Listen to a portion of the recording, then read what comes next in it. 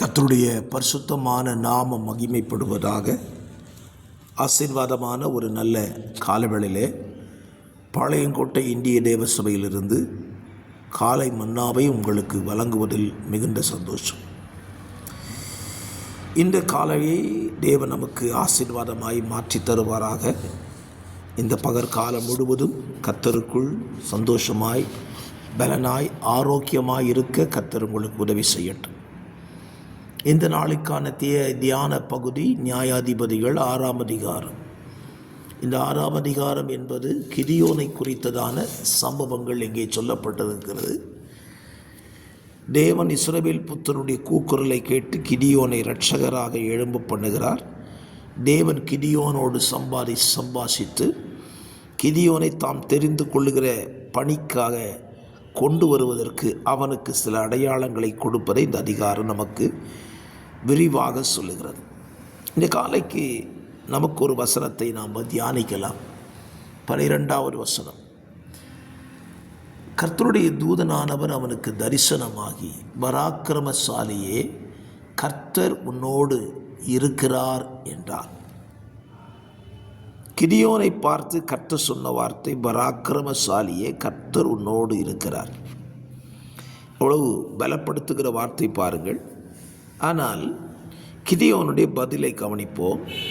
அவன் கேட்கிறான், என் ஆண்டவனே, கர்த்தர் எங்களோடு இருந்தால் இவைகளெல்லாம் எங்களுக்கு நேரிடுவானேன்.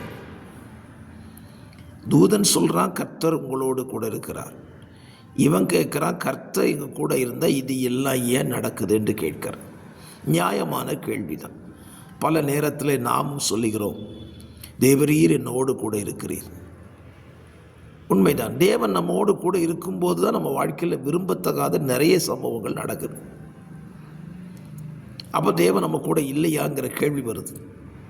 ஒரு காரியத்தை நீங்கள் இந்த வசனத்தில் விளங்கி கொள்ளணும். தேவன் கிதியோனு கூட இருக்கிறேன்னு சொல்லிட்டாரு. கிதியோன் சொல்கிறான், எங்கள் கூட நீங்கள் இருந்தால் இது எல்லாம் ஏன் நடக்குது என்று கேட்குறேன். அப்படியானால் பல நேரத்தில் தேவன் நம்ம கூட இருக்கலாம். தேவன் நம்ம கூட இருந்தாலும் நாம் தேவனுக்கு பிரியமில்லாமல் வாழுகிறதுனால தான் நம்ம வாழ்க்கையில் பல விரும்பத்தகாத சம்பவங்கள் என்ன செய்வது நடந்து விடுகிறது. இஸ்ரவேல் புத்தருடைய வாழ்க்கையை பாருங்கள். அவங்க கூட கர்த்தர் இருந்தார், இல்லைன்னு கிடையாது. ஆனால் அவங்க கர்த்தரை வச்சுக்கிட்டே பாகாலையும் அஸ்தரோத்தையும் அந்நிய தெய்வங்களையும் சேவிக்க ஆரம்பித்தாங்க.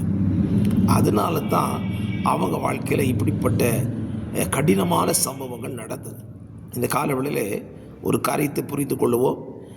கர்த்தர் உங்கள் கூட இருந்து கர்த்தருக்கு பிரியமில்லாத நீங்கள் செஞ்சுக்கிட்டு இருந்தீங்கன்னா அதை விலக்கி போடுங்க.